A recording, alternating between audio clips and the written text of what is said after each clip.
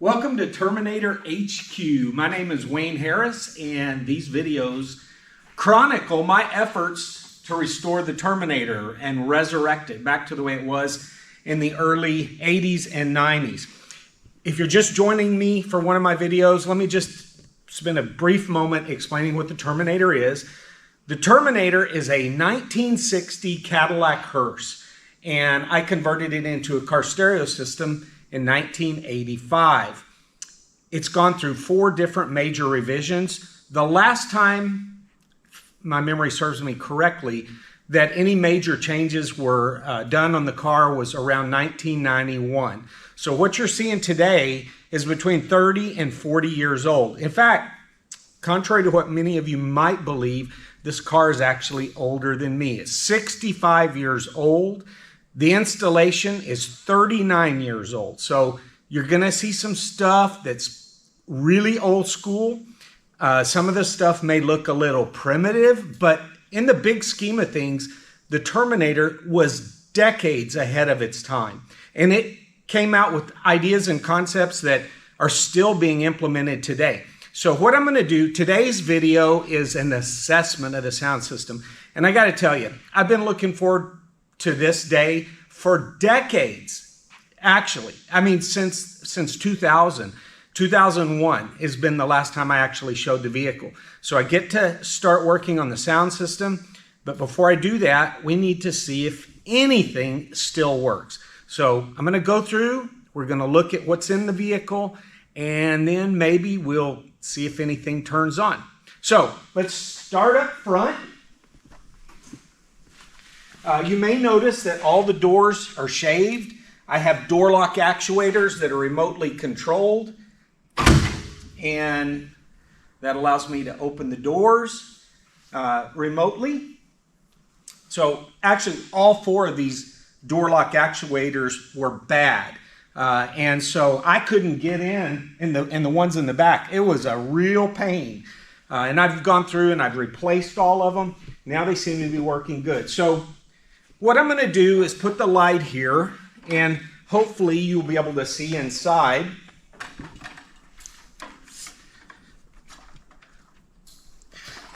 Come around here and take a look at the dash. The car has a completely custom-made dashboard. When we turn it on, maybe you'll be able to see some of the stuff. On the left-hand side, there are 3 video displays. One is for the Rearview Camera, one is for the Apple II computer, and one is for the ETAC Navigator.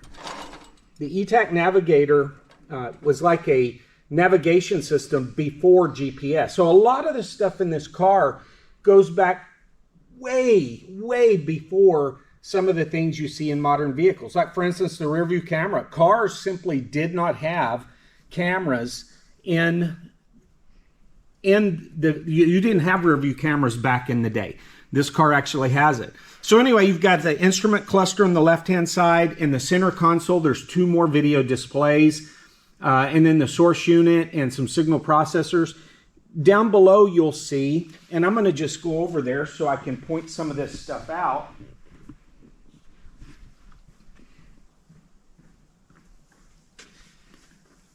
We have a VHS video player. This was before DVDs or Blu-rays or pretty much anything else. So this device was used to display videos.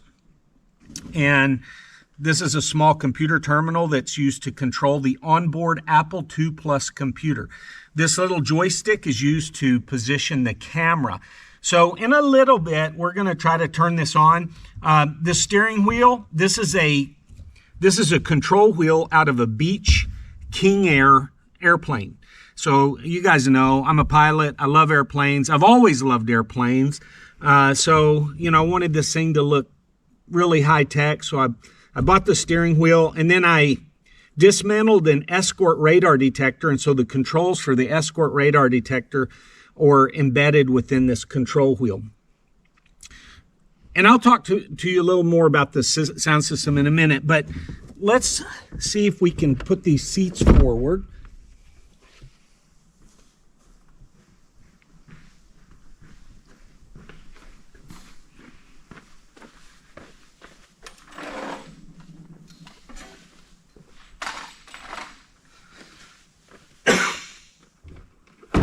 if you want to come on over here, see if you can stick the camera in there. All right, what you're looking at is in the back, those 3 large subs are 24-inch Fane subwoofers, and they share a 50 cubic foot enclosure. The 3 dB down point on this system is 18 hertz. And then I have 8 12-inch mid-bass drivers in the back. Each mid-bass driver is in a 0.8 cubic foot enclosure. Now also underneath, what you'll see is the driver and the passenger each have their own left and right mid-range and tweeter. Now right now I have the car configured for what I call demo mode. In demo mode we have horns, so it's really loud outside, but these panels actually are interchangeable, and I have another set of plates that have cone mid-ranges and soft dome tweeters that go in there. And then up top you can see these are various buttons and a keypad to turn the system on. All right, so let's go around to the back of the car.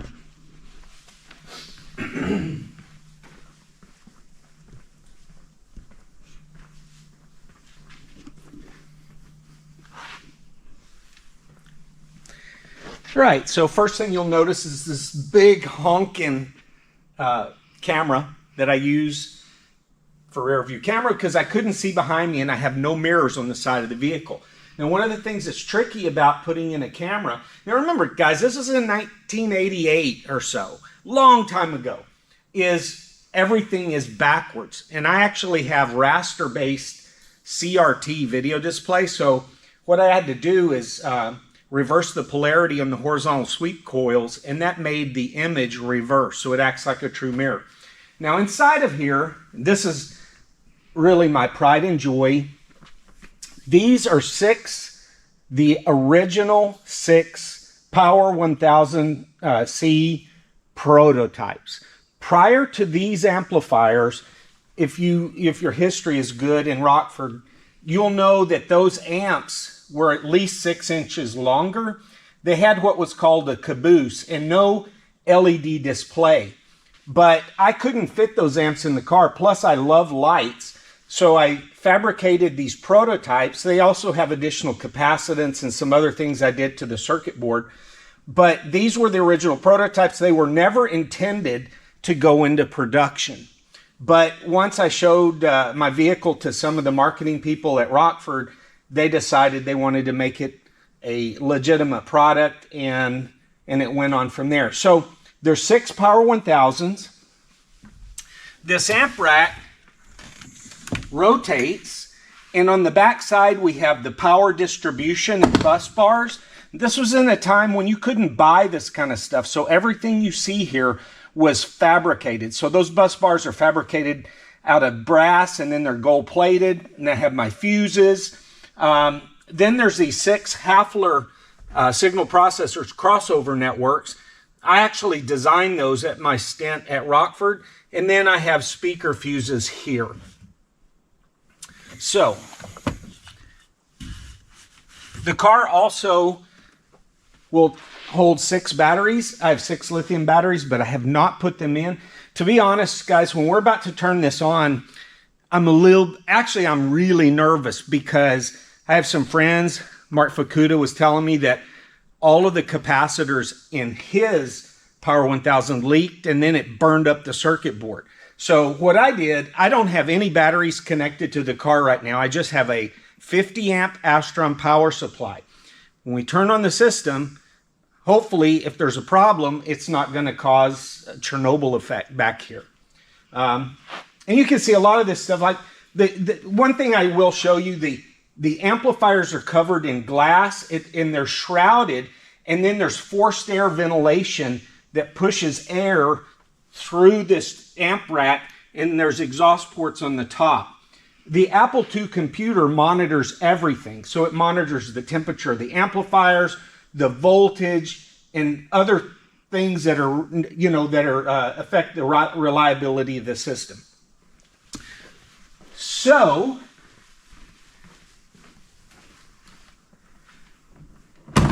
let's see what happens. This is the initial assessment. I'll be surprised. I'm pretty sure nothing is going to work, but we got to start somewhere. So come on over here, see if you can look inside.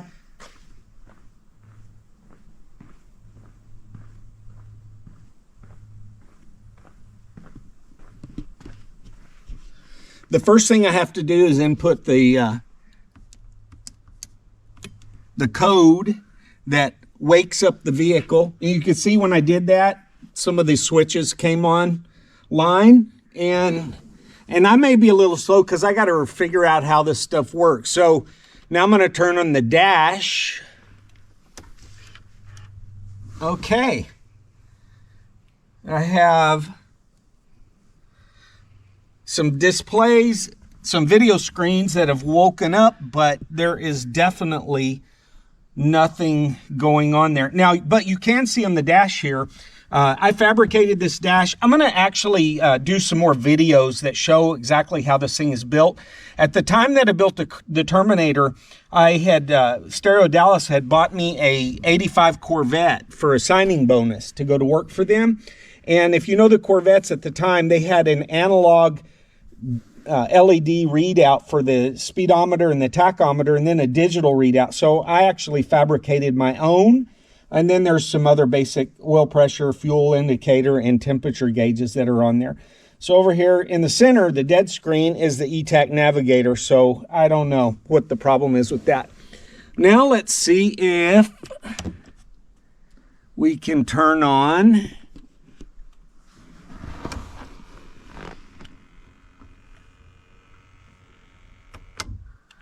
all right. I'm surprised that we have no camera action.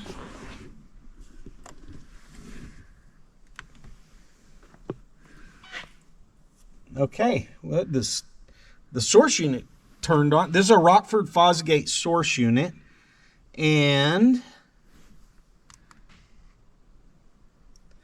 I'm just going to push buttons to see if I can figure out how to make it do anything.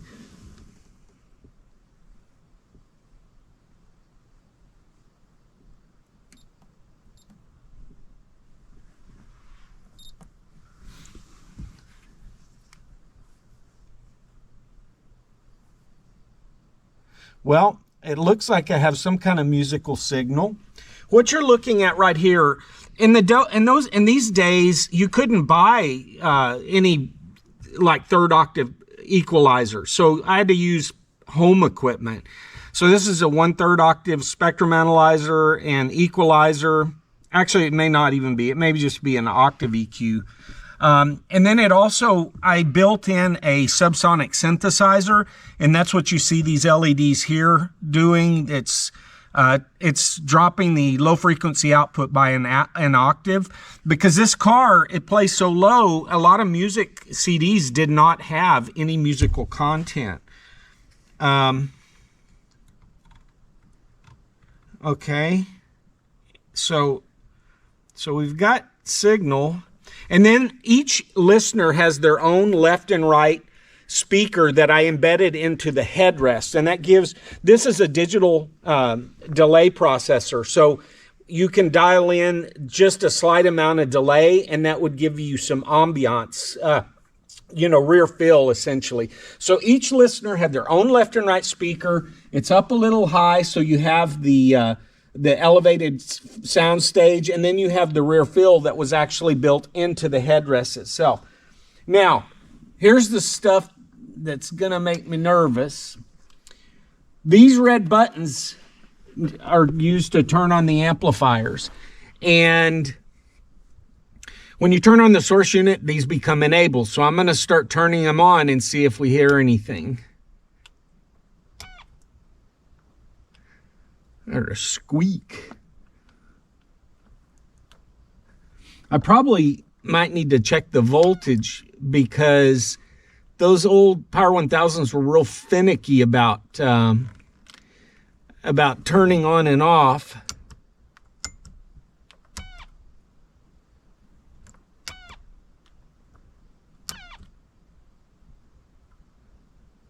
Okay, so I have no audio. I have audio here. I see audio. I see output on the Rockford preamp, but this other thing, this BBE processor, which I never wanted to put in the car. Thank you very much, Ron Trout, for making me put it in my car. I worked at Rockford. We were trying to do a deal with this company, and my good friend Ron Trout twisted my arm to put this in here. But anyway, thanks, Ron, because this thing doesn't work, and that's probably why we don't have any music right now. I can see that the power LED on this device is not turned on.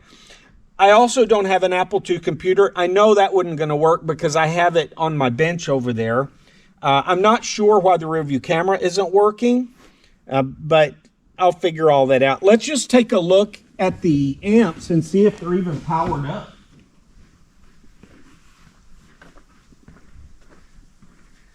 Now that is a great sign. First of all, there's no smoke billowing out of the car, but you can see that all of the amplifiers are turned on. So my guess is that we have no audio because that BBE processor somehow in the signal path. It's either that, that's probably what it is, but it could also be something in those Hafler crossovers. So, you know, the Hafler, this was one of the very first products. In fact, this is one of the very first products I designed when I went to work for Rockford. I was working for Perfect Interface, and I designed the Hafler and EQ and a crossover for Hafler as a favor. This was something I did before I designed the symmetry system, but they use a self-oscillating power supply, and after 35 years, these are literally from around 1990. So we're talking 35 years old. So it's quite possible that the oscillator is not working. Oh, gotta check this out. Gotta put my name on everything, I see. Anyway, if you look back in here, I don't know if you can see, there's a battery box back there. And I'm not sure how I thought in the old days that I would scooch underneath this to get to the battery box. I'm not so sure that I can fit any longer. So hopefully I can. So anyway, that's our assessment. The system turns on, but nothing plays. So we have no audio. It's probably the BBE processor. I'm going to take a look at that. It could be a voltage related issue. I don't know why the camera is not working. It's not even showing that it's turned on. And maybe it's not turned on. Nope, it's on. But who knows? Hey, hang on. I see I had a lens cap on. Nope. Oh, hey, it's working. It's on the left. On this, it looks terrible, but at least it's working. I can see I see the tripod over there. You know, I'm really trying hard, really trying hard to keep the car authentic and original to the way it was 35 years ago. But there may be some equipment that's not audio related, like these little displays. I can tell that one is really whacked. Some of the stuff I just might have to replace. But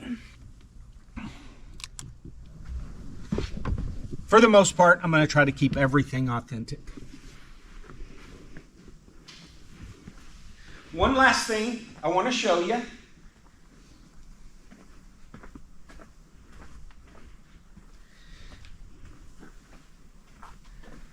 If this will work. All right, this is kind of hokey, but you got to take a look at this. This car is a demo vehicle. I made it to cruise. I used to cruise this vehicle all over the place. In Arlington, in Phoenix, even in Los Angeles and Hollywood, you name it. And so the side windows, these huge windows, are is an octave spectrum analyzer on both sides. Really before LEDs were a thing, light strips hadn't been invented. It has 100 incandescent light bulbs, and then each one of these things is connected through these ribbon cables to a giant controller box inside the car. Someday we'll take a look at that. Let's just see if it works. I mean, that'd be crazy.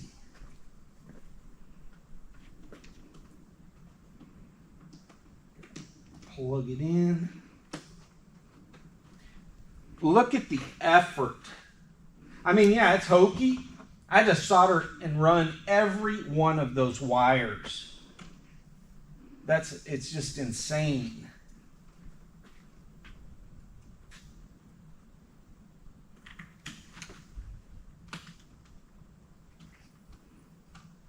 That does not look right.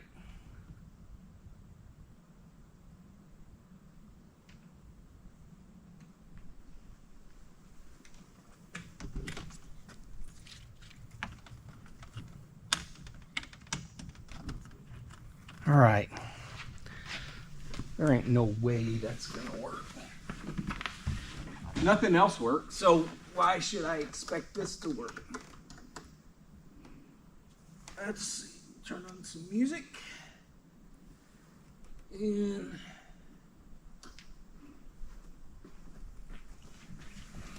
anything? A little bit, not much, but okay. So something. It's kind of alive, but it's obviously not working correctly. Let me see.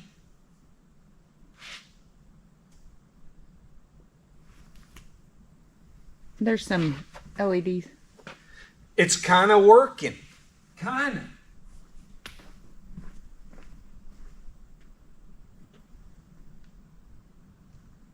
Oh, and I hear a little bit of music out of the delay processor. Out of the headrest. Okay, I don't know, there's probably a loose wire here. Nothing that I can't fix, but you can see, you see how this is working? This is a spectrum analyzer. You could literally EQ your car with this spectrum analyzer. But anyway, I'd cruise at night and I'd have these lights going and the cops chasing me, and it's good times. So I hope you've enjoyed this video assessment of the Terminator. I'm excited to get back on this project. Have a great place here at Terminator HQ to get it done. And I'll keep you posted. I'll let you know. We'll do another video once I get the system working, and then I'll let you know what I found. Don't forget to subscribe. It takes a lot of work to do these videos, but if you'll be a subscriber, I'll keep making them. Thanks for joining me. You guys have a good day.